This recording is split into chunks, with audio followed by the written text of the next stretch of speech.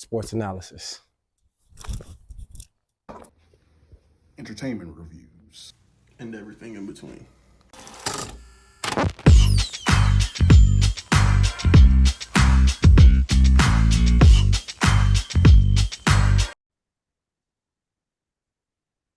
Ooh, so look. Yo, what's that word? 32 Inning Podcast, episode 72. 70 Deuce. Gonna get into some fun tonight about some recent activities that went on in a few leagues. But before we begin, obviously we're gonna start off with Reddit warm-up. So I got one pulled up here. I just randomly picked and I got on and it was a picture of somebody that screenshotted the forest and they said, I am new here. Any advice? Now, if you don't know about the forest, I don't know if it's an Xbox game, but it's definitely a PS5 game. It's a fun game. All of us here have played it. So we'll start off with Chalil. Give us your thoughts on any advice on somebody just getting into the forest. Shit. Find people to play with. That's the first thing you could tell somebody. But now it's a fun game. Actually, you got to take your time with that game when it comes to like building everything. Different aspects of the game. Like when you guys first put me on, bro, I was kind of skeptical at first, but it turned out to be probably one of the most fun games I played. And that's just between the fighting the monsters, fighting the cannibals, and all that. But one thing I would say is try to get all the weapons, all the supplies, and everything you need. Do that early in the game, so you're not struggling as the days go forward and the monsters start becoming stronger. Monsters and cannibals start coming out more. That's the biggest thing. What about you? Yeah, man, like Khalil said, man, definitely stock up on those supplies. Of course, was put on by Brodrick. You know what I'm saying? He was playing that thing solo. It's kind of crazy that he made it through all those days. But definitely want to keep up with all your supplies. Food is number one. Make sure your food don't rot. Because if you eat the rotten food, you're gonna be out there hungry, eating cannibal legs. When you're down bad, eating cannibal legs is over. It's over with. But hey, it's a very get it how you live kind of game. You definitely need those weapons. But it's definitely a fun experience. For sure. I would say, again, like Khalil said, it depends on if you're playing by yourself or if you're playing with a group of people. But either one of those, I think the first thing that you should do is like pick out a place that you want your crib to be. Like where you want to start the build, pick that out first and like stick to it. And then the second thing I would do is make sure like you have up some official walls. I would go with rock walls first because it's harder to knock them down. Probably double rock wall. If I start again, I'd probably double rock wall my property. And then the third I would say is make sure you have a great water supply and a continuous food supply. So the first thing, get them turtle shells, make sure you got something that's gonna catch the water, get you a pot so you can boil the water, even though I never really found out how to do that. Figure out how to boil that water and how to catch the water with the turtle shells, and then make sure you got like an easy supply of food, meaning set your rabbit traps and stuff like that, but also make sure that you kind of near the lakes or the little ponds that they have in the game, so you could just get fish easily on that end. Just make sure there's nothing to where like that's gonna keep you from enjoying the game. That's a necessity. So like your thirst and your hunger and your safety are literally the biggest components of the game, in my opinion. And it's an enjoyable experience either way, but just make sure you got your mentals on point because you is gonna get jump scared a couple times. You is gonna be surprised on how strong your ops is. And so just make sure that you on point and that you got the mentality to play the game because it will be tapped sometimes for sure. Stay grouped up. And another part, definitely stay grouped up. but also keep your eyes open because the one thing that we never got to as we all played as a group, there is a point also to the game of like finding things to get off the island. Like there's a way to what I'm saying, send signals, send something. There's a map, find that map, and then on that map there's going to be a list of things that you can find, people you need to find that died or what I'm saying, that might be alive, you never know. And get the game completed. Water's your best friend when it comes to fighting enemies. Yeah, yeah. Facts. Keep that water to your back so if anything go down, Run jump right in. into that water. Facts. And don't go. My last thing will be don't go into it thinking that it's something like Noah or any other type of fighting game. If there's too many ops, slide. Like sliding is a very important skill in this game. Running, getting that water, Yeah, hiding is very important. You could try to be that guy, but this is not like a game to where you're gonna have a massive get back amount to of the success plane. trying to fight me. Getting back to the plane. Yeah, Yeah, hey, don't be Mr. Tough Guy Yeah. trying to thug it out. Once you turn red, take off. Hmm. and don't Yeah. trip too, because like Brian just referenced going back to the plane, and you guarantee it's gonna happen to you if you play the game, but your backpack will drop where you at. So that's another thing with don't try to Wherever be you a die. guy. Yep. You can mess around and drop your bag and be far from the plane, like Oh, like super. myself, I dropped my bag in the bottom of the cave, Yeah, the bottom, and died. Like Took it us the was longest to get that. had to fight through hell to get one bag. yeah, for But that's sure. where all your supplies at. So I mean, if you want to keep up with your that main specific of supplies that you got, all your weapons, stay alert. For sure. Yeah, that was all sound advice in my opinion. Um, So that was it for the Reddit roundup. If y'all are Forest fans, get in the comments. Let us know what's up, what's y'all experience. If y'all got any advice for anybody, or shit, any advice for any of us. Um, First thing to talk about is Davante Adams to the Jets. Um, we'll start off with our resident Giants fan. How you feel about Davante Adams to the Jets, my boy? Uh, I like it in the aspects of adding. Um, it's more of now it's kind of more clear what's gonna happen with Hassan Reddick. Um, but Davante Adams is a great pickup regardless of who he went to. Coming in right away, you get a receiver with elite hands, elite route running, good release off of the line. And him and Aaron Rodgers had when they were playing together before, they had the best chemistry. I'm pretty sure for the span they played together, they had the most touchdowns. Um, so you just bring that aspect back in. It's really looking like the Green Bay Jets right now on the offensive end. Um, with the way Alan Lazard's been playing, um, I don't see how you can't start him. So that leaves Mike Williams, who I think they're trying to get rid of. Try to get a little something back for him. But all in all, I think it's going to help the Jets. And then we know Garrett Wilson. We know he's a great player, but now he also has that elite mentor that he didn't have with the Jets. So I expect Garrett Wilson to get better, and especially since Garrett Wilson's going to jump into that wide receiver two role. I don't really see many cornerback twos being able to guard him out there. So I think it's going to open up a lot of opportunities for that offense. Thank man.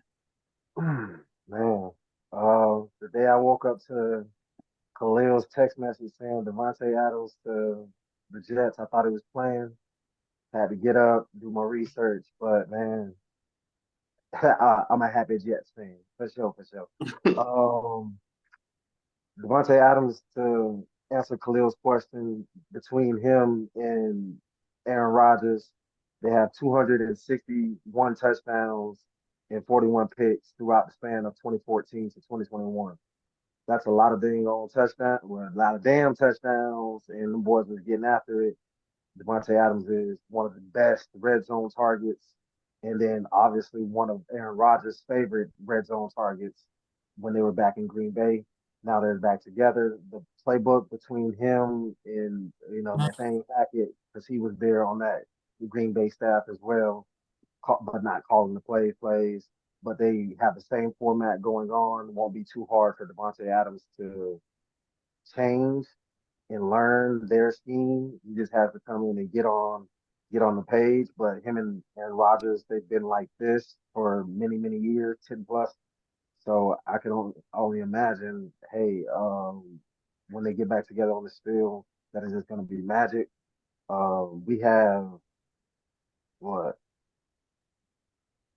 now? I'll say two main stars at receiving. I mean, I'll say 1A, 1B, and Garrett Wilson being the budding young superstar that he is. Now he moves over, like Khalil said, to being able to be guarded by the twos and sometimes even linebackers because he's a natural slot receiver. When he was at Ohio State, that was one of his best things that he was in that slot and getting open and just burning any guy off that field. And now we'll be able to put him in that slot position a lot bit more, expose these defenses. I was talking to Brodrick earlier about it, saying that this is going to open up our run game one because you have to respect Davante Adams now. And then now you have to respect the other side because you're going to have Garrett Wilson. Brees Hall is going to be the running back that we thought he could be. We also have Braden Allen, who's emerging as a nice little backup as well, a great running back. And our offense is going to be what we could be, hitting our offensive line. And that's going to be something that I really can't stress the most. Tyron Smith, Moses, uh, uh, Taylor, I believe his name is, the center. All you guys need to get y'all shit together for real. We got to win, man. I feel like in these next, we got 5 games before our bye week. Steelers, Patriots, Texans, Cardinals, and Colts. 4 of those games, I believe, are winnable. That'll leave us at 6-4. I feel like we can turn it around after that bye week and get our shit together and become actual contenders. Mm-hmm. 3 big play wide receivers y'all got now. Yeah. Yeah, for sure. um, I love the move.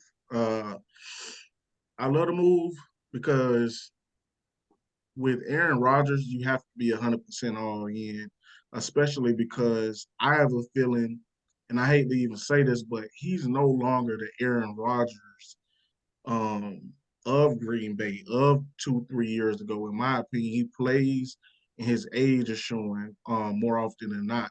Oftentimes, um, the last 2 games, I think he's thrown 4 picks.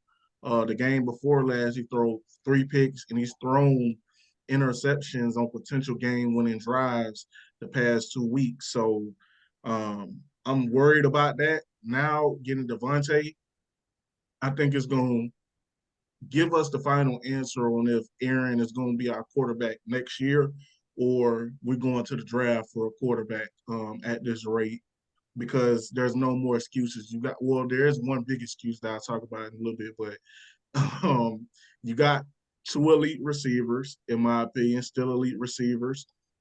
You got a solid third in Allen Lazard or Mike Williams if you don't end up trading him. But I think him being on the block was more of a decision from the team and player because he knows that he's not going to be receiving that many targets regardless. And then you got Brees Hall as a receiver out of the backfield. Brees Hall, this has to be a huge benefit for him, another person to open up the offense, along with Braylon Allen and Tyler Conklin. Um, Aaron's only excuse would be that offensive line. They look terrible this year. Tyrone Smith, same thing I just said about Aaron Rodgers, is I can say even more profound by Tyrone Smith. Uh, my brother has looked certifiably washed this year for sure, unfortunately. And you can't, this time we can't put it on health. We just got to put it on, he's just been playing bad, which is unfortunate. Alu Fashanu, who was the Jet first round pick. I haven't been impressed when I've seen him in the game. I understand he's a rookie tackle and he was raw coming in, one of the youngest players in the draft. But I was not impressed when he was out there playing for Morgan Moses on the right side when Morgan was unhealthy. And Morgan didn't look that well the last game as well. And I don't think the Bills have prolific pass rushers off the edge. I like Rousseau, but it seemed like everybody was taking a turn hitting the 40-year-old quarterback that last year clearly had an injury, a sprained ankle at the end of the game, didn't take no game or practice off coming into this game, and then he gets pummeled in this latest game against the Bills. So, Yeah, that's what killed him. yeah. So at the end of the day, man, that offensive line has looked weak. I think Davante, if we could speed up how fast Aaron is getting the ball out of his hand, I did like what I seen from the offense from Todd Downing. Our kickers have to be better, but we also have to capitalize more when in the red zone. And saying that, I think Davante is going to be a big addition. I know he was a lifelong Raiders fan. He grew up rooting for them boys, but I kind of saw the writing on the wall when they got rid of Derek Carr that he was eventually going to ask for a trade. All you've heard about the last year is this bromance that he has with Aaron Rodgers from both of them. So I knew it eventually would happen. And I think the Jets didn't pay a super high price for a number one receiver still in the NFL. I mean, last year with Jimmy Garoppolo and Aiden O'Connell throwing him the ball, he had 103 catches, 1,144 yards, and 8 touchdowns. And that's considered a down year for Davante Adams. That's considered a super down year. That's considered one of the worst years of his career. So that should let you know the level of talent. I'm sure everybody already knows he's at. So I'm excited to see what the next week brings. It doesn't get easy. First game against an elite defense of the Steelers. Jets have to win that game. It's a must-win. Primetime game. Time to see. But we got to win this game. Can't afford to go to 2-5. Can't afford to go to 2-5. But only time I see we losing to is the Texans. what happened? We beating them. They don't put up points, especially if we see Justin Fields start. They only allow like what 10 points a game or something like that. But they don't put up points neither. They don't. They only averaging 17. So we only averaging 15 our last 3 though. But you don't think Davante Adams is worth 6 points? He only had 4 days to get on point. You feel me? Like it's gonna be a test. This gonna let you know where you guys 7+ years. I'm pretty sure that chemistry is still there. He's living with this man right now in his house.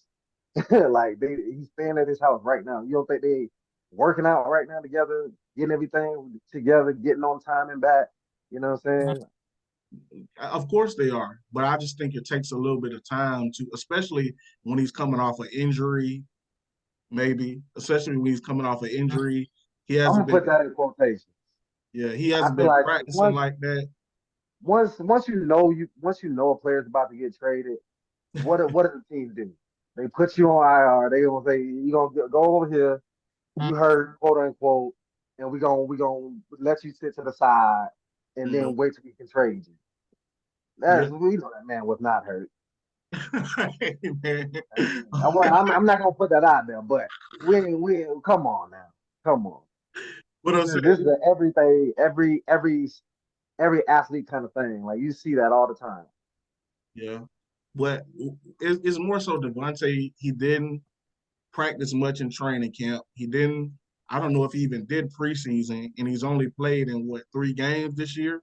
So it's gonna take. He's still getting back into and he's not young.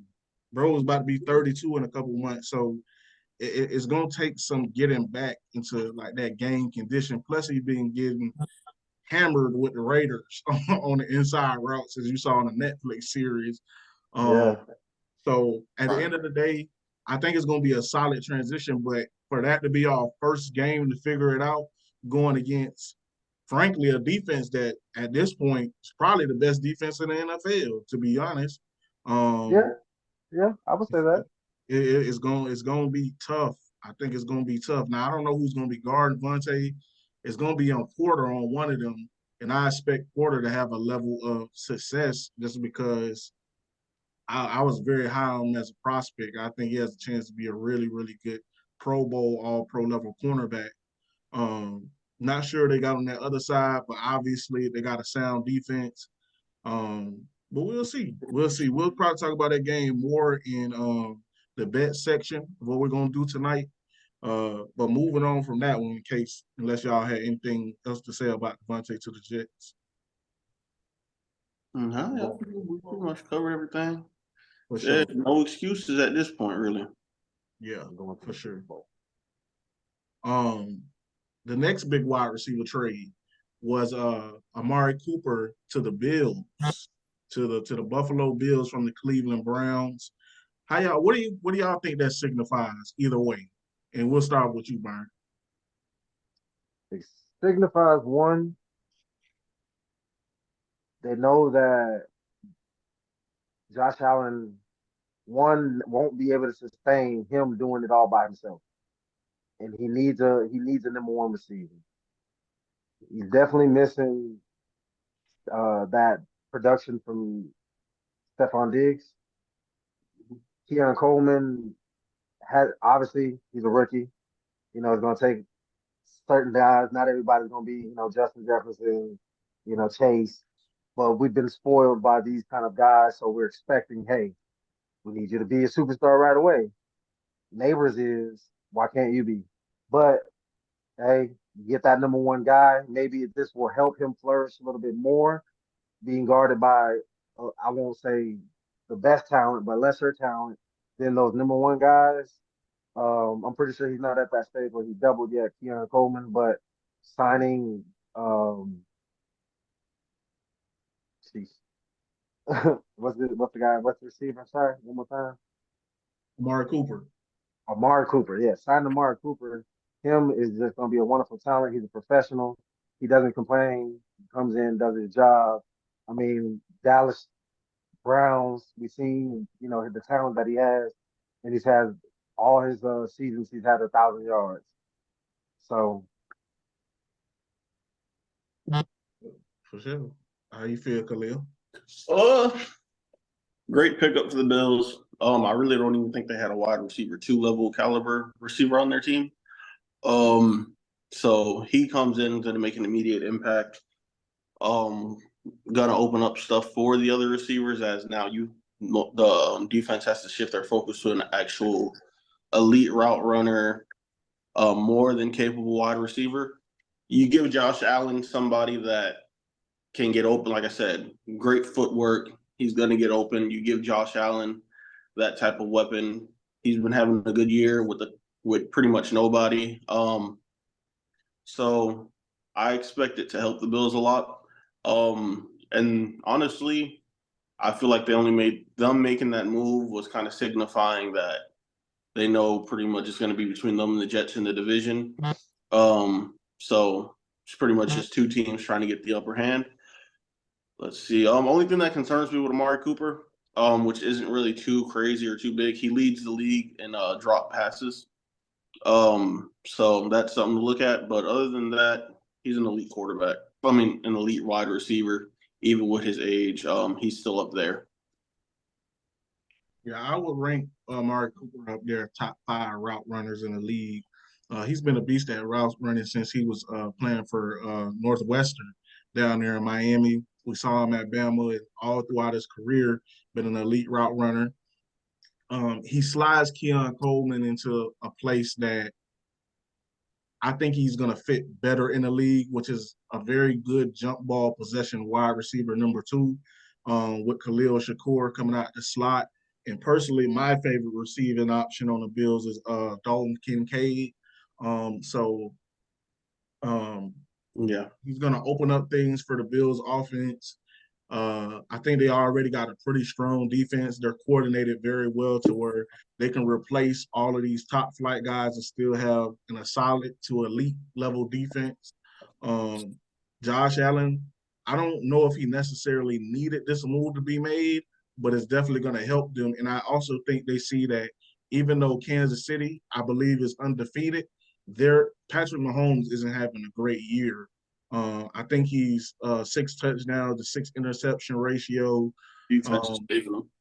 Defense is kind of carrying them, Yeah. but we know that Pat can turn it on and probably will turn it on in the playoffs. I'm not down that boy, but just from what we've seen, it seems like even though they're undefeated, that they're vulnerable. So, I mean, you didn't think he needed it when he actually played an elite team and went 9 for 30. I mean, but you talking about the Ravens, right? It's literally like every other Yeah, team. I mean, but the Ravens would do that to anybody, really. Like nine times out of 10, the Ravens gonna do that. That's just the Ravens, man. When you play an elite team, like okay, so Joe Burrow played the Ravens. I mean, he didn't go. I mean, they lost, but he didn't go 9 for 30. He has weapons. Oh, he had a great He has game. people he can throw to. Josh Allen did not have a great But game. then He had again, it's nobody to throw also to. Nobody could get open. it's also Joe Burrow seeing that 2 times every year. True. So, you know. Most definitely. Most definitely. But but I that's mean, the if you're supposed to be, he is having a great year, no picks. You know what I'm saying? Playing great.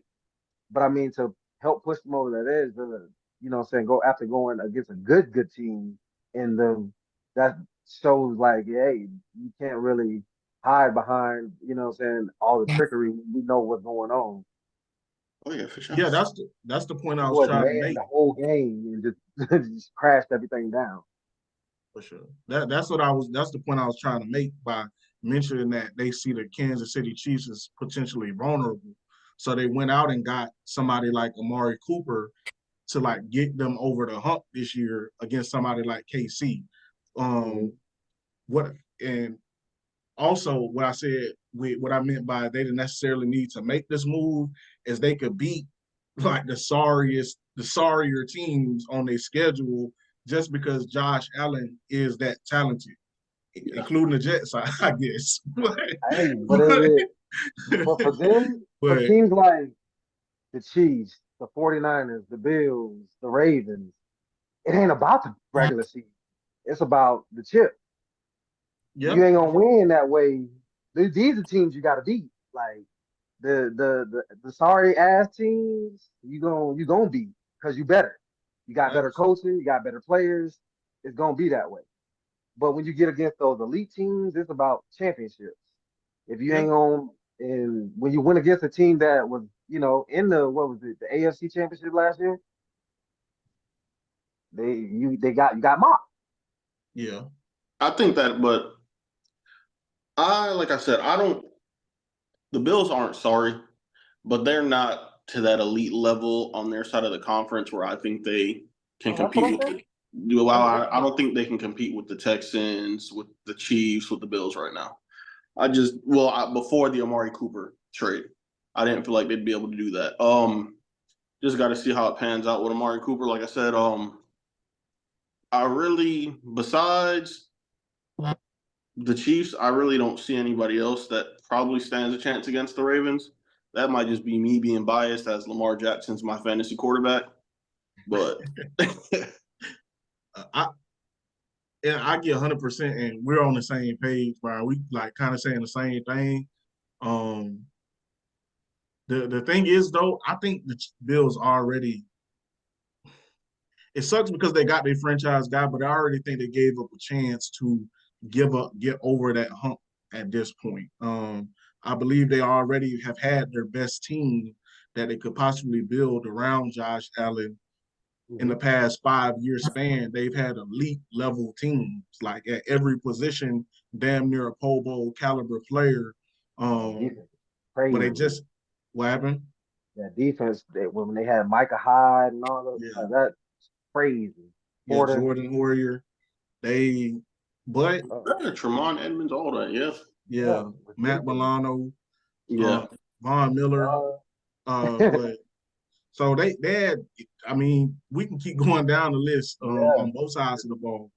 But crazy. at this point, I just think that they're not good enough to be a team like they got destroyed by the Ravens. I think even with the addition of Amari Cooper, they'll close the gap by 20 points, but I don't know if they're going to be able to win. But we got to see Lamar in the playoffs. I just can't give him the benefit of the doubt because he's a Florida boy. I rock with Lamar, but he got to perform in the playoffs because if we keep it on 100, well, let me ask. Let me not speak for everybody. I'll speak for myself first though. If it's a game to win in the playoffs, at this point, I'd probably go with Josh Allen over Lamar. What do y'all feel? Who will y'all go with to win one playoff game? No, I'm there with you. Josh Allen, even though his decision making is all over the place at times, he is one of the most clutch and established quarterbacks. Well put together quarterbacks. And like you said, Lamar Jackson, year in, year out with these playoff runs, he kind of just slowly starts to shut down, make these little bitty mistakes and everything. But yeah, as of right now, I'd take Josh Allen. Oh man,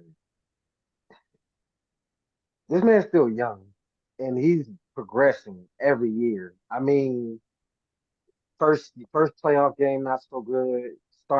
He actually got a win. Then making it to the actual championship, but not the Yeah. Super Bowl, but making it there, and then now almost beating the championship team by a toe. Like he's making these progressions. I still would feel like I pick Lamar Jackson to be my quarterback in that situation. I feel like he's making these steps to becoming great, and he's going through a lot of those growing pains of learning what you need to do. Okay, I messed up on here. You see him fix it next time he plays. He messed up on here. Now they're actually knowing their identity and they're riding their identity out this year. But I ain't gonna put it on just this year. Obviously, it's a whole. But I feel like he's making steps to becoming a great quarterback, and I feel like he's gonna win one of them things pretty soon. In this Patrick Mahomes era. Uh, I mean, between like Josh Allen and That's Lamar, just me. Me.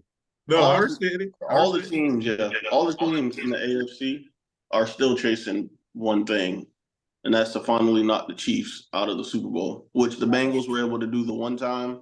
But I think most of us have come accustomed to seeing the Chiefs in the Super Bowl every year. And until one of those guys knock Pat Mahomes off, I just don't know.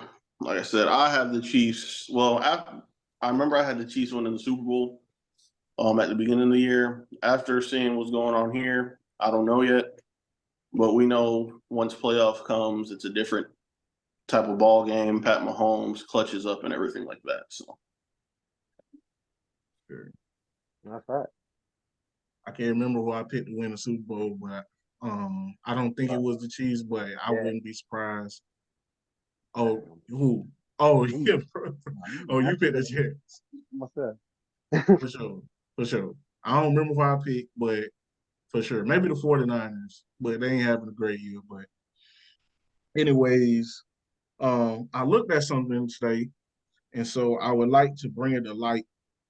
The NBA season is starting fairly quickly, so I thought this would be a good time to surprise y'all boys and just get y'all off the hoof answers for different NBA awards. And we could chop it up about that for a time period before we get to the bet. So who would y'all have for give me 1 second. Let's start off with the most improved in player. We'll start off with Byron. Um, Most improved player. Hmm. It's gonna be tough, man. Got a lot of guys. I'll probably put. Mm, could we give it to Clay? I can't see why. I'm gonna give it to Clay. I'm gonna give it to Clay. Clay Thompson. Klay Thompson. Moved to a new team. He in Dallas now. You know what I'm saying? He got left War. To me, it felt like he left the Warriors with a bad taste in his mouth. Got something to prove. You know what I'm saying? Gonna be a nice spot up shooter for Luka and Kyrie anywhere on the court. He's gonna be guarded 1-on-1, and he's gonna be good. One of the best catching shooters God bless you. One of Thank the you. best things in history. So what about yourself, Khalil? Um, Jalen Williams, the black one, not the light skinned one, of the OKC Thunder. Last year he came into his own. He started coming into his own. I think this year he takes even more of a leap forward and establishes himself as that number two guy behind Shea. Thunder, or number two scoring option, I should say. Thunder have a great young core. They all click on all cylinders, and I really do feel like Jalen Williams can carry that scoring load. Once Shea checks out of the game, I personally watched games last year where I've seen him take over the games. So I definitely can see him coming out and winning Most Improved Player. So I'm gonna go with LaMelo Ball. If you watched me and Brian last episode, I was very high on LaMelo. I think Melo. I just called him man Melo. I think LaMelo is gonna have a great year this year under Charles Lee with with Charles Lee coaching him on the Hornets. They get an explosive athlete back. I don't really want to say his name like that, but NBA saying his name, so I say it with Miles Bridges on the wing. With it's Brandon, I can't remember his last name, but he was a rookie last year. Miller? Brandon Miller. Brandon Miller, yeah, he was a great wing last year for that team, and I wouldn't be surprised if he's in contention for this award. He showed a lot of potential last year, and they got a few other pieces that I'm excited about. They got some veterans up there with Taj Gibson. My boy Grant Williams is there now, and they got one more veteran piece. His name escapes me, but they also added Kemba Walker to the coaching and development staff, and I think that's going to be great being around a franchise icon like Kemba Walker for LaMelo this year, and that's going to mature them boys out a lot. I think out of surprise teams, I would pick the Charlotte Hornets. I think they're going to have a decent team this year. They got plenty of talent on that roster and young talent at that. But LaMelo will be my pick for most improved player. Next up, clutch player. Steph Curry won it last year. Who y'all have this year winning the NBA's most clutch player of the year? Man, should have won it this year. I want to say DeMar DeRozan. Damn. He should have won it this year. Yeah. But him going over to the Kings, me personally, I just didn't. Well, I think De'Aaron Fox was up there in like clutch points as well. Mm-hmm. But now you go to a guy in DeMar DeRozan who's not scared of anything, is not afraid of that big moment. Just a fluent game in itself. And whenever you need that big shot down the stretch, he's 9 times out of 10 going to give it to you. He's not fazed by anything. An elite free throw shooter, can get his way to the free throw line. Like you said, automatic mid range.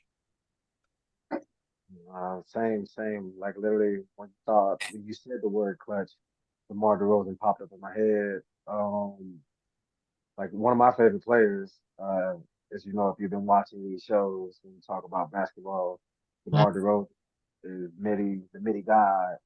Um, DeMar DeRozan, I said DeMar DeRozan. DeMar DeRozan is now playing for the Sacramento Kings. Sacramento Kings have been making pushes these last few years of trying to get themselves established as one of those teams out west. They made the playoffs last year, made some noise. Now they're trying to, add a veteran piece to that roster, which is DeMar DeRozan. He's a wonderful addition. Many years out in Chicago now.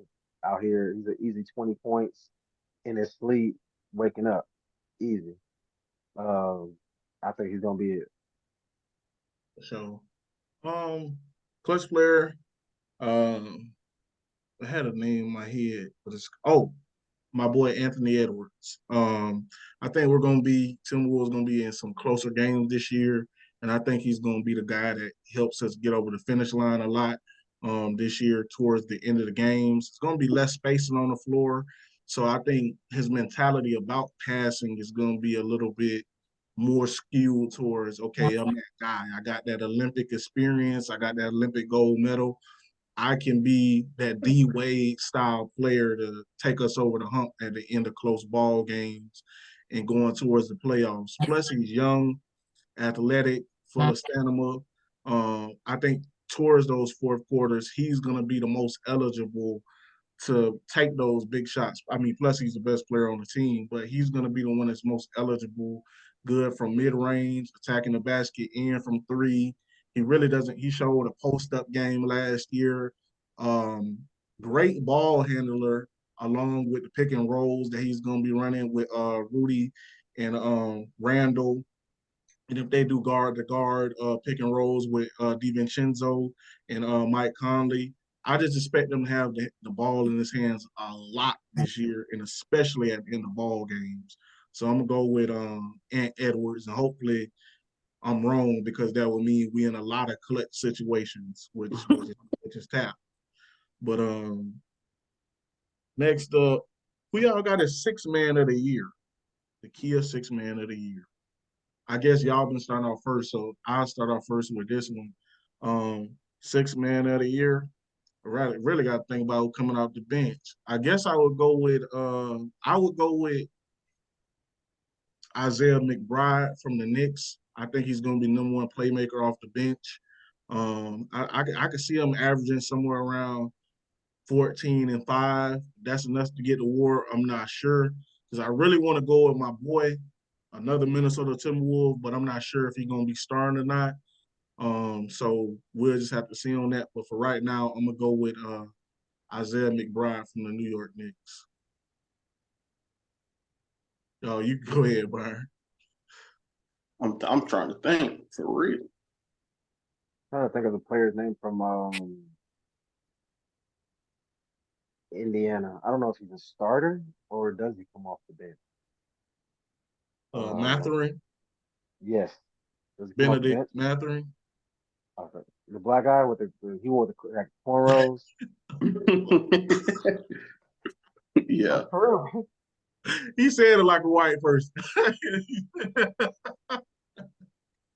Yeah, Benedict Mathurin. Yeah. I feel like if I believe he's coming off the bench. Yeah, he's definitely an elite scorer. They definitely missed him in the playoffs last year when he went down against the Knicks.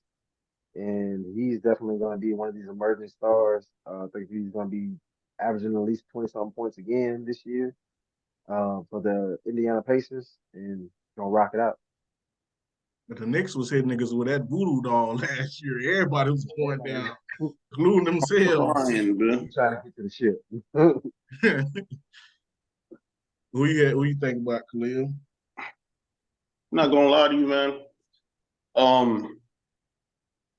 I'll give 2 picks just in case. But if he doesn't start, like I said, I don't know what's gonna happen with the Timberwolves lineup. I got Dante DiVincenzo. I feel like with him being traded, it's kind of revenge year. I was sad to see him go as a Knicks fan. He was a big part of that Knicks group last year. He can score the ball at a rapid pace, elite 3-point shooting. He can get to the rack, but just his defensive capabilities, and just the need or how he can play gritty and get down and dirty if he needs to, and how he plays with that chip on his shoulder. I feel like he can definitely, if he doesn't start, he should definitely get consideration for that, as I feel he can put up about anywhere from 15 to 18 a game in this role with the Timberwolves, as they're going to need him for that shooting and scoring when he comes in the game, as well as his playmaking capability and his defensive capability. But if he does wind up starting, another guy that I think should have edged it out last year, Malik Monk. He came into his own in that 6-man role last year. And I don't see him taking any step back, especially with DeMar DeRozan. I feel like it creates more opportunity for him, as he's just going to he's already a great scorer. But when it comes to his playmaking aspect, I feel like that's going to rise, because now he has the scoring around him to where he can dish out those assists, or he can score more points because the help defense can't help anymore. with all that being said, it's probably gonna be Nas Reed. Um, Man, you know what? Maybe it's just me the way I'm thinking about this next one, and it probably is just me. I ain't even gonna put it on y'all boys. Who you got for Rookie of the Year, Khalil? sheesh. Draft class trash. Give me Reed Shepherd though.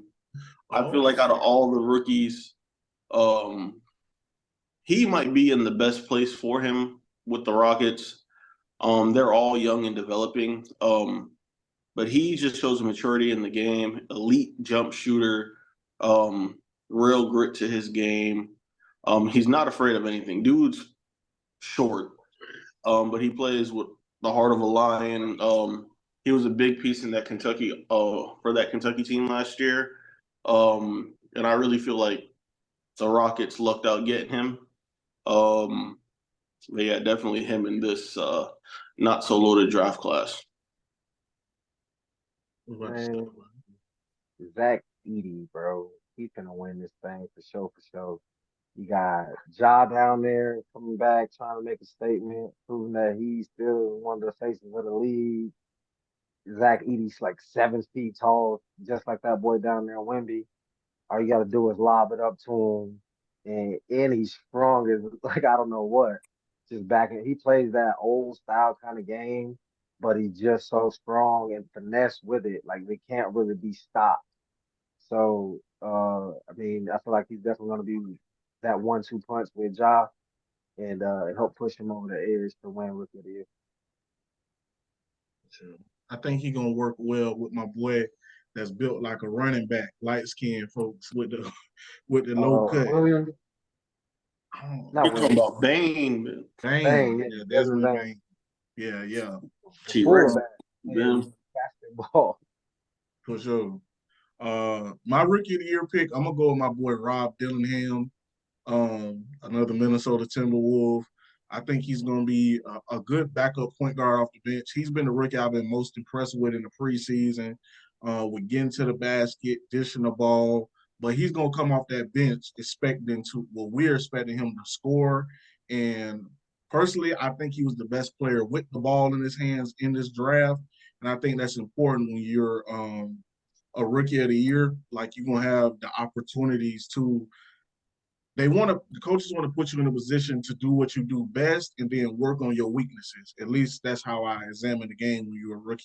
So as far as creativity, ball handling, shot making, I think he's the best at that. And I think when the voters look at it, that's what they're going to be voting for most when it comes to Rookie of the Year. I think a guy like Alex Sarr is going to have more minutes, but I don't think he's going to be as effective in his minutes. He's playing the big in the NBA. That's difficult to come in and play NBA basketball when you don't have strength and physicality out the gate. Plus, he wasn't playing in elite D1 college program. He was playing against grown men, but at a lower level than if he would have went to an elite college, in my opinion, or the top of the Euros and stuff like that. So I'm gonna rock with my boy Rob Dillingham for the Minnesota Timberwolves, and I look forward to seeing him and Ant mesh in that backcourt over the years because, in my opinion, that's the backcourt of the future. Man, team was winning the chip. They winning all these awards, boy. Hey man, look, hey, we was right there last year. Now we was Hey, right there. I feel you. I feel you. Um, let me see. We just got a few more awards here. I don't want to hold y'all boys. We got DPOY. Who y'all think winning DPOY this year? Vic, easy. Victor Wembanyama, if y'all learn, you know what I'm saying? Easy. Hey, okay. What about yourself, Khalil? Uh, he's up there. Don't want to see Rudy Gobert win it again. Yeah. Jaren Jackson. Jackson. An elite shot blocker, rim protector. Jaren Jackson. Jaren Jackson. I respect that. I think they're gonna bounce back big with Ja. I'm gonna go with Chet Holmgren. I think he's right there up there with Wemby and blocks. He was technically a rookie last year, Right. He was technically a rookie last year. Yeah. So I think he's going to get better at his assignments this year, especially with somebody like Caruso there. He's not going to have to worry as much as about people penetrating. But even if they do penetrate, um, Alex Caruso can give him a lot of advice, having been with Anthony Davis, another shot blocking big man back there, about how to defend when that penetration happens and things like that. I also think Chet got a little bit stronger this offseason, and I think he's going to do better on the defensive rebounds this year because he wasn't getting it done when you put that the over on them rebounds last year. You was going to lose all your money. But I'm gonna go with Chet Holmgren right there. Um, two more questions about the NBA or three. Let's start off with this. Who y'all NBA crash out this year? I'll start off. I'm gonna go with for a second year in a row. My boy Draymond Green. Until he's retired, I'm gonna probably go with my boy Draymond Green. No, first pick obviously Draymond Green. Just to give a little a little different take. Give me Isaiah Stewart. Y'all gonna take all the crash out? Literally, man. I was watching the preseason game yesterday. Man puts George Niang to the ground for no reason. And what George Niang do, got up and ain't do nothing. That just lets you know the type of time and Isaiah Stewart's always trying to be on. He really is that enforcer for the Detroit Pistons. That boy getting mid-season form on the crash shot in the preseason. Push that man for no reason, bro. For sure. Dang, y'all took all the good ones for sure. For sure, reigning champ Draymond Green. I'm gonna go ahead and triple down on that.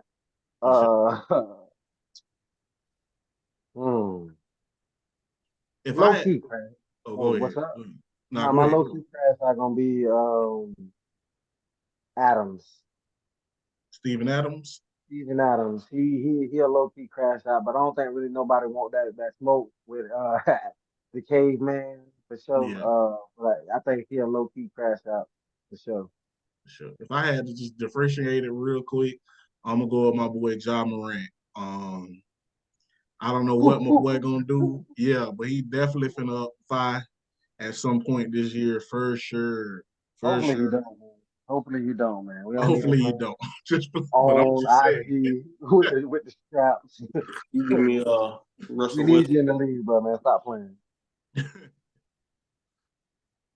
That's Your another one. parents have a real good marriage. He went to a private school. Stop playing. So two more. Okay, who y'all got for MVP this year? NBA MVP.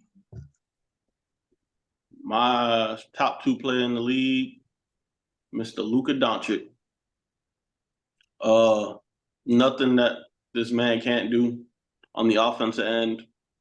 Defensively, I'd like to see him be a little bit more active in everything. But at the end of the day, he's literally doing everything for that team on the offensive end. Usually when he has a bad night, the team has a bad night. And I believe that's what MVP is about. Just the impact on your team. Even with Kyrie, Luka Doncic still is putting up pretty much the same numbers, if not better than he has with the previous years. And I don't see that slowing down anytime soon. I mean, the man literally said his rookie season, scoring in the Euro League is a lot harder than scoring in the NBA. So that pretty much set the tone for his career right there. What about yourself, Byron? Or I can go if you still want some little bit of time to think. Oh no, I'm good. I think with these last few years of disappointment in the Bucks, I feel like Giannis Antetokounmpo is about to come back and show why he's that man in this league and just take over. I feel like now that it's been a couple years, hopefully they got it to click this off season and him and Dame. I think he's just gonna run through the league. Antetokounmpo for sure. That's a solid pick right there. I'm wrestling between two guys who'll make quick cases for both. My first one is Victor Wembanyama.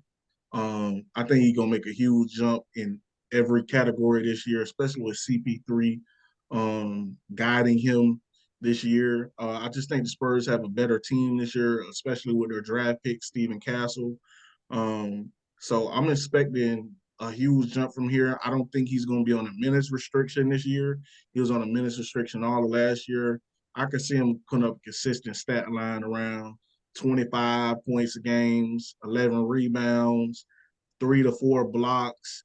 I think that's going to be enough to that's Shaq type numbers, to be honest. I think he's going to put up crazy numbers this year, and ultimately on the defensive end, that's what's going to put him over Jokic and some other guys.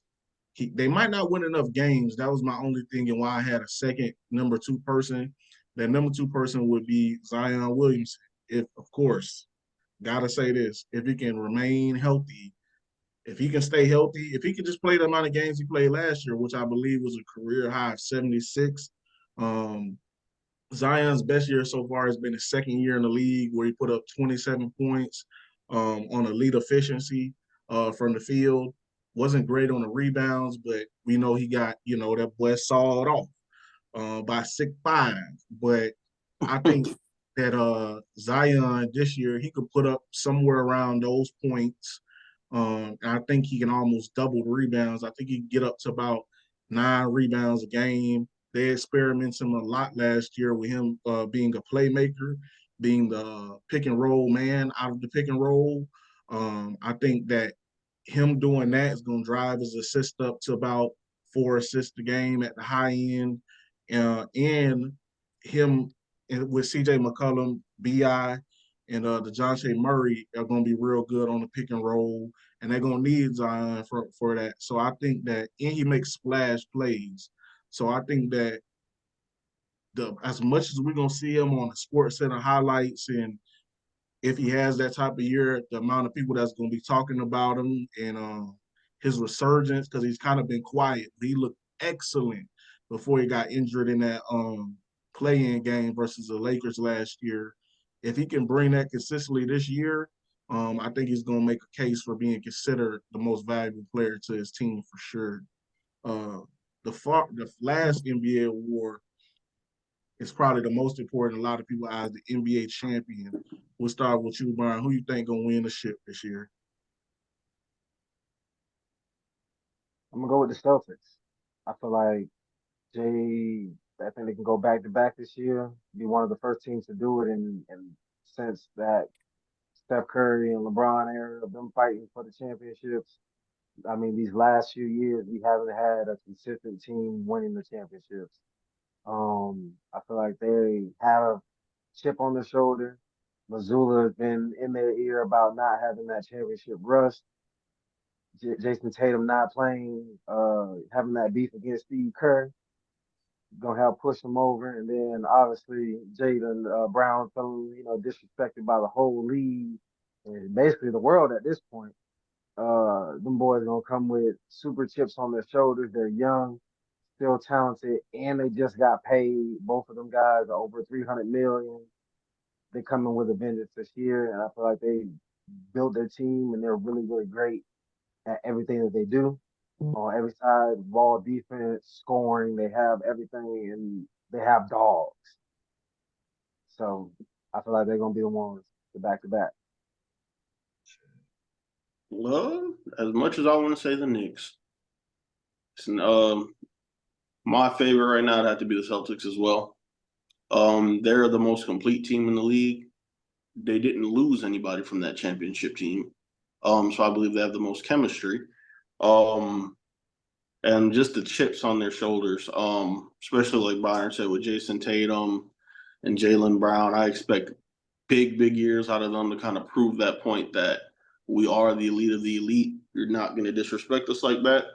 And just with them playing at a high level, I think is going to propel the team to kind of even up their level of intensity when it comes to playing. They're sound defensively, really don't see any holes in their game. The only team that can beat the Celtics right now are the Celtics. If they all perform and, pick up each other's slack and everything, I don't see why they don't cruise to another NBA championship. I'm gonna go with the New York Knicks. I just think position by position they match up really well. Um, Joe Mazzulla seems like he could be from the Tom Thibodeau tree, but I just think that when it comes to playoff time, that the best player on the court obviously is going to be out of Jaylen Brown, Tatum. It's probably Tatum if we're being honest, but Jaylen Brown, Tatum, and Jalen Brunson from the Knicks. And I think last year, just off of playoff performers, Jalen Brunson was the best player in the playoffs just off his performances. And now you're adding a talent like Cat at the center, with potentially Mitchell Robinson there as well if they don't, trade him or do anything. I just think that on the wings, OG is a good young player. My boy, his name is blanking me, played for Brooklyn last year. Bridges, Mikhail. Mikal Bridges is a huge pickup from as well. They picked up two dudes who are all-star, all NBA level talented players last year and added them to a team that fought tooth and nail and were still winning games after getting hit with the voodoo doll multiple times last year in the playoffs. So I expect the New York Knicks to pull off the dub this year and bring that championship for the first time in my lifetime or even being close. Pray to Might be God. last time, but you know what I'm saying? I got the Knicks winning the championship this year. Pray to God. So don't be ashamed that the New York Liberty is going to be the first New York team in years to win a championship. Yeah. Shout out to Sabrina. Yeah. For real. Logo Sabrina. We'll breeze through this final segment right here. Just going over quickly. Let's just do the NFL games on Hardrock bets. Damn, the Broncos whooping the Saints' ass. It's all cool. So let's start off with Chalil. I'll let you take over from the New England Patriots at the Jacksonville Jaguars, the mighty, flagging, at the Jacksonville Jaguars. Jacksonville pulls this one out. Don't think the game is going to be too crazy close. I believe Jacksonville can wind up winning by at least a touchdown. That just because the Patriots offense is just abysmal, terrible. Don't know how else to put it. I feel like this would be a good game for Jacksonville's offense to get going, hopefully to propel them maybe to get some more wins, kind of try to fit themselves back maybe into the playoffs. I don't know how. I think what are they like 1-5 or something like that? Yeah, so they'd have to go on a pretty big win streak. But I have Jacksonville money line there. Next, we got the Bengals. Real quick. Go ahead. If Jacksonville loses this game, go ahead and get that boy Doug Peterson out of there because there ain't no way. This is probably the easiest game left on your schedule unless you play the Panthers. But even then, I'd probably say New England. That's the easiest pick. That should be the easiest pick for Sunday. Yeah. Jacksonville, you gotta win this game. If not, Doug Peterson, you gotta get left on the tarmac, my boy. Mm-hmm. Bengals in Cleveland, taking Bengals money line there. Even though it's at Cleveland, same thing as the Pats. Cleveland's offense cannot get going. And I feel like their defense is just on the field entirely too much to make that type of impact throughout the whole game. Joe Burrow is Joe Burrow. I don't feel like anybody in that Cleveland secondary can hold Jamar Chase, let alone T. Higgins. So yeah, I have Bengals money line there. Detroit lost this game even before giving up Amari Cooper, which was yeah. That's even a good point. And then we got Detroit and Minnesota. Detroit goes into Minnesota as an underdog. This is going to be a very good game. Minnesota's defense is one of the top defenses in the league right now. Lions just lost probably their best edge rusher in Aiden Hutchinson. Definitely. Nonetheless, I feel like this is going to be a battle. Detroit's offense is coming off back-to-back 40-plus point games. They're clicking on all cylinders right now. And Minnesota's coming off of a bye week. With that being said, I'm taking Detroit money line. as the underdog. And that just sits well with me there. Next, we have another good game I would between. say, Go ahead. my bad. I don't mean to interrupt you. My bad, brother. I've been doing it a lot. No, you good. If you what I'll do is I'll just say mine, and then you can add your input, or Byron could add his input. For sure. I just want to say real quick, I would probably most take that over, which is at 50.5 in that game right now. Even though they're two good to elite level defenses, them offenses have been clicking on all cylinders. If just in case anybody didn't want to pick a winner in that one, but I do agree on that, taking Detroit as the real underdog in that one right there. Next up, got another good game between the Houston Texans, Green Bay Packers, over in Green Bay Lambeau Field. This is a big test for both teams. This is going to kind of let both teams know where they're at when it comes to competition level. Both have elite offenses. I would give the edge of defense to the Houston Texans. Even though they're underdogs, I would take them at the money line at plus 125. Feel like that's a good look there, as I feel like Houston, even though Green Bay does have a great defense and offense, I feel like Houston one-ups them in a good amount of those positions. I expect another battle here, and I expect it to be probably a 3-point game or a one-score game, I can say. And then we got Miami Dolphins, Indianapolis Colts. It's pretty simple. Dolphins still struggling with that quarterback room. Tyreek Hill's not getting the ball enough. Pretty simple for me. I got the Indianapolis Colts winning that one, especially if they get Jonathan Taylor and Anthony Richardson back. Even though I do like Joe Flacco better than Anthony Richardson, but obviously for Colts purposes, they prefer Anthony Richardson. But I just have this thing with veteran quarterbacks. They always, whenever they come in from second string, they always play out of their mind. Another one, Philadelphia Eagles, New York Giants. As much as I want to go against the Giants, defense or the Eagles have been struggling on offense, and the Giants defense has been playing really good these past couple weeks. If the Giants get Malik Neighbors back, I can see this being a close competitive game, especially out there in the Meadowlands. I'm taking the Giants, bro. Simple as that. Daniel Jones has been playing at a good level. They got the emerging rookie running back. I'm taking the Giants. Enough said. Then we have Seattle and Atlanta Falcons. Seahawks have been struggling against the better tier of teams this year. I don't see that changing in this game. As you know, Kirk Cousins is just still on that level where he's getting all them passing yards, all those completions, getting everybody involved. Seattle's defense isn't too good either. Besides their two cornerbacks, I don't really like anybody else much on their defense. Geno Smith is just proving that he throws a lot of interceptions. And then the Falcons have a pretty stout defense, especially, you know, they've been in pretty much every game this year they've played in. They've surprised me a lot. Definitely taking Falcons money line there at minus 150. Kirk Chain.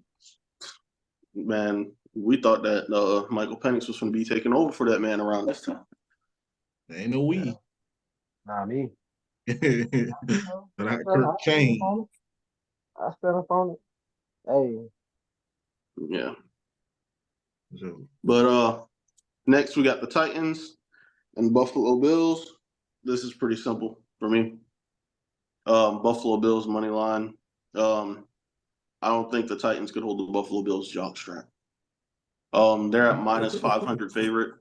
Honestly, I would take them at -7. Quarterback room for the Titans is terrible. Offense isn't really all too good. I don't think they're averaging too many points a game, as well as their defense is just in all kinds of shambles. I mean, their starting safety or linebacker at one point was freaking Jamal Adams, who they just released. That says a lot. And then we got Carolina Panthers, Washington Redskins. That's pretty simple for me as well. Taking Redskins money line or Commanders money line there. It took, it took. I mean, Right. what as well as Andy, as We're well as as well gonna as be back Andy, in YouTube jail, boy. uh, as well as Andy Dalton has been playing for the Panthers. I think Deontay Johnson's on pace to have like career numbers. I don't think it's just going to be enough. You see, the Commanders gave the Ravens a game last week, which I did expect, but especially against that Ravens defense and what Jaden Daniels was doing, he is, if you haven't thought yet, he is the real deal. And I don't see that offense slowing down this week, especially against the Carolina Panthers.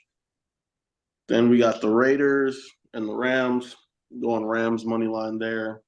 Raiders are just one of those low tier teams in the league. QB room, terrible. No Davante Adams. Can't get the run game going. What else? Offensive line, terrible. Defense, besides Max Crosby and Spleen, who's on their defense? Wilkins. Christian Wilkins. Yeah, who's on their team? For him to get paid all that money, he's not making much of a difference. Taking Rams money line there at minus 350. And then what we got? 3 more games. This should be a good game here between the Chiefs and the 49ers. Not going to lie to you. There's a lot that comes into place with this. Sheesh. I'll get back to that one. That'll be what I finish off with. But primetime game with the Jets and the Steelers. Much as I want to pick the Jets, I just can't. They got to show me. You don't disrespect my damn team. Yeah, they got to show me. I know they just picked up Davante Adams, going against probably the best defense in the league, and the Steelers, who, despite not having the weapons on offense, they're finding ways to win this game. The defense is holding up game in and game out. Just an elite level defense, which I feel is going to that's going to be help towards the outcome, as Jets offensive line has not been good this year. You got those elite pass rushers coming off the edge, good coverage DBs, up and coming Joey Porter. You got Minka Fitzpatrick controlling the backfield back there and everything. I think Pittsburgh pulls this out in a close one, especially since the Jets haven't shown that they can win these close games yet. Ravens. I will, before you move on, I will say about that one, the only thing is how the betting is set up. So right now you got the Jets favored, road favorites at minus 125. You got Pitt as the home underdog at 105. That'll be the only like my hesitation on it if my goal is to win the bread, because man, everything that you just said. But it's not also everything you said. It's also that they're at home. My only holdup is we don't know who the starting quarterback going to be for Pittsburgh, because how they was messaging it beginning of this week was it was going to be Russell Wilson coming back. But I think as the week is going on, they kind of took a step back, and now they're like, basically, it's a game time decision to be determined. So, I'm gonna let you know right now, bro. If they decide Russell Wilson quarterback, bro, smash Jets money line. That man ain't shown me shit in the past, feel like 7 years. Yeah. So yeah. I don't know. I would probably rock with the Jets either way on that one, but especially if they had Mr. Wilson in there, I'm gonna have to go with the Jets, and I would probably take the -2 on that one. Regardless, do not put that bread on that over 38.5. Yeah, definitely not. Don't definitely do that. Not. Definitely don't do that. Next we got the Ravens and the Buccaneers. Two of the most complete teams in the league in my eyes. I feel like the Ravens have the edge there. just with the quarterback play and defensively. I have the Ravens pulling this one out. I'd even take them for the minus 3.5. Ravens are putting up points. At times, their offense is looking unstoppable. Lamar Jackson is making plays game in, game out. Yep, and then their defense is always holding up. Ravens' defense is always going to be up there as one of the top defenses in the league. And then I would say real quick, I would actually go opposite in that one. I would have Tampa. They're a home underdog in this one. I would be going with the Bucks in this game. Personally, Bucks thrashed the last opponent they played, I believe, the Saints. Put 51 points up on them boys. Offense been looking elite. Mike Evans is getting going. Chris Godwin has been consistent this year. They don't have Rashard White, I don't believe.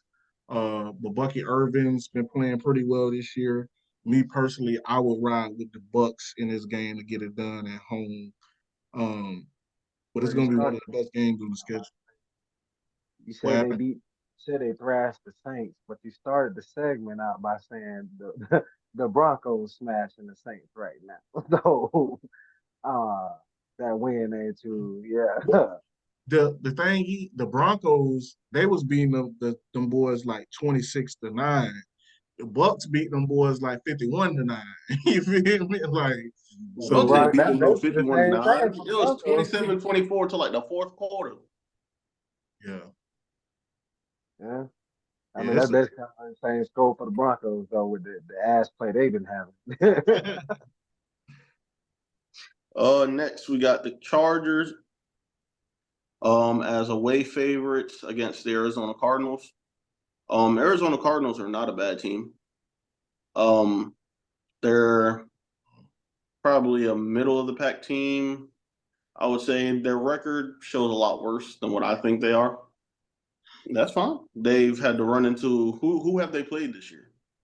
Some hitters. Yeah. And Kyler Murray's having the best year of his career, it looks like. Marvin Harrison's coming into his own. James Conner looks like he's going to have another year where he's top 5 in rushing. Can't tackle that dude by yourself. I like the Cardinals here as home underdogs. So yeah, and then you got anything to say about that one? I mean, you going with the Cardinals as home underdogs. I would rock with the Chargers. I go with the road favorite on that one. Chargers been playing well lately. Surprising a lot of people at 3-2 so far. I think their defense is stout enough where they're gonna hold Kyler and the boys down and score just enough, especially with a physical running game against a not built out front seven for the Cardinals. That's probably the place where the Cardinals have to improve the most in that front seven. To be honest with you, I can't name a notable player in their front seven at this point. So I think that in the draft, they're going to target that. And this is going to be one of the games why that's important and why they see that it's important. I'm sure they already know it, but I think there's going to be a game where it's going to be a lot of ground and pound. And I think Chargers going to pull that one out personally. That's cool. See where you're coming from. Then lastly, we got the Chiefs as road underdogs against the 49ers. This is pretty much a Super Bowl rematch where both offenses haven't really been playing at that elite level that we're used to. I feel like this is kind of going to be more of a defensive game. What is the over-under at? I wouldn't take the over-under.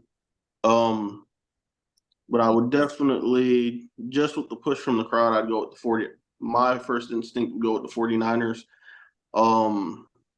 Like I said, just because I do feel like their defense is better than the Chiefs' defense, and Patrick Mahomes has been struggling to start the year. Travis Kelce finally got it going, so maybe we'll see if that keeps up. But like I said, I know a big factor in this game is going to be the receiving of both teams, and pretty much if they can get their run game going. For this, I'd go with the 49ers. Yeah, I heard my boy say going with the 49ers. Byron, you got a pick on that one, Super Bowl rematch? Nah, I mean, if I had to pick, I mean, probably, yeah, the 49ers.